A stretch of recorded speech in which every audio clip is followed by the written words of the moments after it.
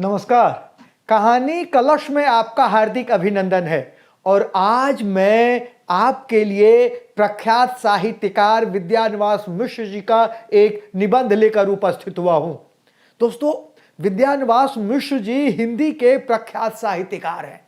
उन्हें ललित निबंधकार के रूप में अद्भुत प्रतिष्ठा मिली है। उनके ललित निबंध हजारी प्रसाद द्विवेदी जी की परंपरा को आगे ले जाते हैं। द्विवेदी जी ने कालिदास के जिस लालित्य योजना को आधार बनाकर ललित निबंध लिखे, विद्यानिवास मिश्र जी ने उस आधार भूमि को और विस्तार दिया है।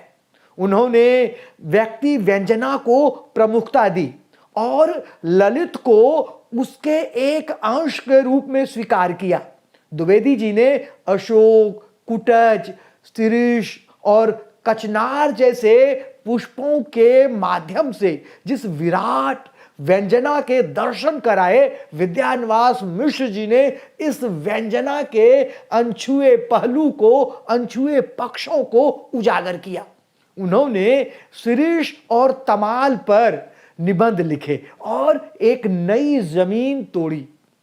शिरीष पर उन्होंने द्विवेदी जी को समर्पित जो निबंध लिखा है, उसकी परिधि में हमारी मनस्विता और तप की समूची परिभाषा समा गई है, पूरी तरह समा गई है। उन्होंने मेरे राम का मुकुट भीग रहा है जैसा कालजयी निबंध लिखा है। यह निबंध हिंदी साहित्य में अपना विलक्षण स्थान रखता है। इसके राम, इसकी सीता, इसके लक्ष्मण और इसकी कौशल्या समूची मानवीय संवेदना और मनुष्य के समर्पण की व्याख्या करने वाले पात्र हैं। इसमें मिश्र जी का मन राम के मुकुट भीगने की चिंता से व्यथित है। राम, साथ ही लक्ष्मण का दुपट्टा और सीता की मांग के सिंदूर के भीगने की भी चिंता उन्हें है। उनका चिरंजीव और उनकी मेहमान एक लड़की संगीत कार्यक्रम में भाग लेने गए। रात के 12 बजे तक भी वे जब नहीं लौटे तो मिश्र जी का मन दादी नानी के उन गीतों की ओर अनायास चला जाता है। वे उनके लौटने के गीत गाने लगते हैं, स्मरण हो आता है। और एक बात मैं बताऊं, आइए मैं आपको मेरे राम का मुकुट भीग रहा है निबंध सुनाने से पहले मैं आपको बताऊं कि एक किताब मेरे हाथ में लगी थी जब मैं उनके बारे में पढ़ रहा था।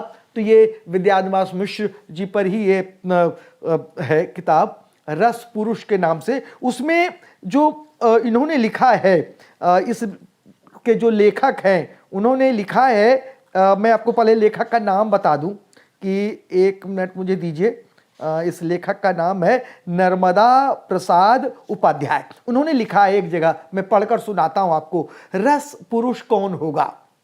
क्या वह जो रस को खींचकर अपने आप को जीवंत बनाए रखे, या वह जो रस को खींचकर अपने आप को जीवंत और हरा भरा तो रखे ही, अपने लोक को भी वह रस बांट दे, इस आकांक्षा के साथ कि यह लोक भी हरा भरा, जीवंत और प्राणवान बना रहे। बिल्कुल सही, यही काम लोक तत्व है विद्यानिवास मिश्र के साहित्य में। जैसे पंडित जी इसलिए रस पुरुष हैं कि क्योंकि उन्होंने पूरे जीवन भर अपने लोक की भूमि से, वे भोजपुरी अंचल से आते हैं, उसकी विरासत से रस ग्रहण किया और इस रस को अपने कृतित्व के माधुर्य में घोलकर उसे और मधुर बनाते हुए पूरे लोक के बीच बांट दिया। यह मिश्र जी के साहित्य की विशेषता के बारे में हुई। तो आइए अब हम आपको मेरे राम का मुकुट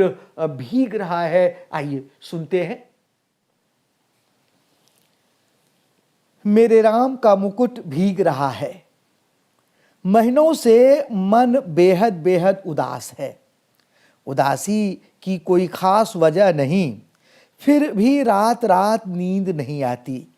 दिन ऐसे बीतते हैं जैसे भूतों के सपनों की एक रील पर दूसरी रील चढ़ा दी गई हो और भूतों की आकृतियां और डरावनी हो गई हों। इसलिए कभी कभी तो बड़ी से बड़ी परेशानी करने वाली बात हो जाती है और कुछ भी परेशानी नहीं होती, और कभी कभी बहुत मामूली सी बात भी भयंकर चिंता का कारण बन जाती है। अभी 2-3 रात पहले मेरे एक साथी संगीत का कार्यक्रम सुनने के लिए 9 बजे रात गए। साथ में जाने के लिए मेरे एक चिरंजीव ने बहुत मेरी एक मेहमान महानगरीय वातावरण में पली कन्या ने अनुमति मांगी। शहरों की आजकल की असुरक्षित स्थिति का ध्यान करके इन दोनों को जाने तो नहीं देना चाहता था, पर लड़कों का मन भी तो रखना होता है। कह दिया 1-1.5 घंटे सुनकर चले आना। रात के 12 बजे लोग नहीं लौटे। गृहिणी बहुत उद्विग्न हुई। इतने में जोर की बारिश आ गई। गृहिणी को समझाया, बारिश थमेगी, आ जाएंगे। पत्नी किसी तरह शांत होकर सो गई, पर मैं अकुला उठा। बारिश निकल गई, ये लोग नहीं आए। बरामदे में कुर्सी लगाकर राह जोहने लगा। एकाएक कई दिनों से मन में उमड़ती घुमड़ती पंक्तियां गूंज गईं। मुरे राम के भीजे मुकुटबा, लक्ष्मण के पटुकबा, मुरी सीता के भीजे से नुरबा, त राम घर लौटी हैं। मेरे राम का मुकुट भीग रहा होगा, मेरे लखन का पटुका अर्थात दुपट्टा भीग रहा होगा, मेरी सीता की मांग का सिंदूर भीग रहा होगा। मेरे राम घर लौट आते। बचपन में दादी नानी मेरे घर से बाहर जाने पर, विदेश में रहने पर यही गीत विह्वल होकर गाती और लौटने पर कहती, मेरे लाल को कैसा वनवास मिला।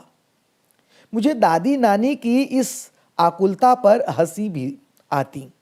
गीत का स्वर बड़ा मीठा लगता, हाँ, तब उसका दर्द नहीं छूता, पर इस प्रतीक्षा में एकाएक उसका दर्द भी ढलती रात में उभर आया और सोचने लगा, आने वाली पीढ़ी पिछली पीढ़ी की ममता की पीड़ा नहीं समझ पाती, और पिछली पीढ़ी अपने संतान के संकट की कल्पना मात्र से उद्विग्न हो जाती है। पर मन फिर घूम गया कौशल्या की ओर, लाखों करोड़ों कौशल्याओं की ओर, और लाखों करोड़ों कौशल्याओं द्वारा मुखरित एक अनाम अरूप कौशल्या की ओर। इन सब के राम वन में निर्वासित हैं, पर क्या बात है कि मुकुट अभी भी उनके माथे पर बंधा है और उसी के भीगने की इतनी चिंता है।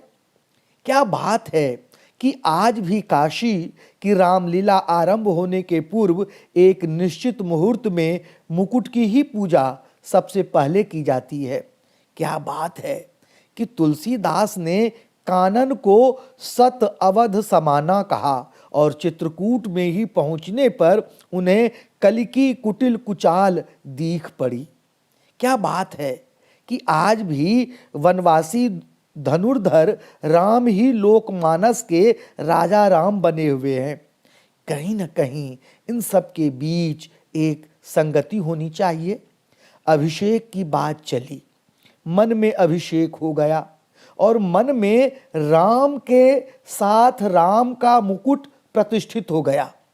मन में प्रतिष्ठित हुआ, इसलिए राम ने राजकीय वेश उतारा, राजकीय रथ से उतरे, राजकीय भोग का परिहार किया, पर मुकुट तो लोगों के मन में था, कौशल्या के मातृ स्नेह में था। वह कैसे उतरता? वह मस्तक पर विराजमान रहा और राम भींगे तो भींगे, मुकुट न भींगने पाए, इसकी चिंता बनी रही।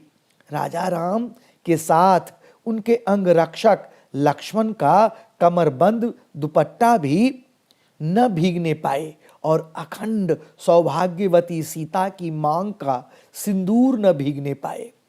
सीता भले ही भीग जाएं, राम तो वन से लौट आए। सीता को लक्ष्मण फिर निर्वासित कराए। पर लोकमानस में राम की वन यात्रा अभी नहीं रुकी। मुकुट, दुपट्टे और सिंदूर के भीगने की आशंका अभी भी साल रही है। सोचते सोचते लगा कि इस देश की ही नहीं, पूरे विश्व की एक कौशल्या है जो हर बारिश में बिसुर रही है। मुरे राम के भीजे मुकुटबा, मेरी संतान ऐश्वर्य की अधिकारिणी संतान वन में घूम रही है। उसका मुकुट, उसका ऐश्वर्य भीग रहा है। मेरे राम कब लौटेंगे? मेरे राम के सेवक का दुपट्टा भीग रहा है, पहरवे का कमरबंद भीग रहा है। मेरे राम की सहचारिणी सीता का सिंदूर भीग रहा है, उसका अखंड सौभाग्य भीग रहा है। मैं कैसे धीरज धरूं? मनुष्य की इस सनातन नियति से एकदम आतंकित हो उठा। ऐश्वर्य और निर्वासन दोनों साथ साथ चलते हैं। जिसे ऐश्वर्य सौंपा जाने को है, उसको निर्वासन पहले से बदा है। लागती अबद भयावह भारी, मानव काल राति अंधियारी। कैसे मंगलमय प्रभात की कल्पना थी और कैसी अंधेरी काल रात्रि आ गई। केवल इसलिए कि जिसका ऐश्वर्य से अभिषेक हो रहा था वह निर्वासित हो गया। उत्कर्ष की ओर उन्मुख समिष्ट का चैतन्य अपने ही घर से बाहर कर दिया गया। उत्कर्ष की, मनुष्य की ऊर्ध्वोन्मुख चेतना की यही कीमत सनातन काल से अदा की जाती रही है। इसलिए जब कीमत अदा कर दी गई तो उत्कर्ष कम से कम सुरक्षित रहे, यह चिंता स्वाभाविक भी हो जाती है।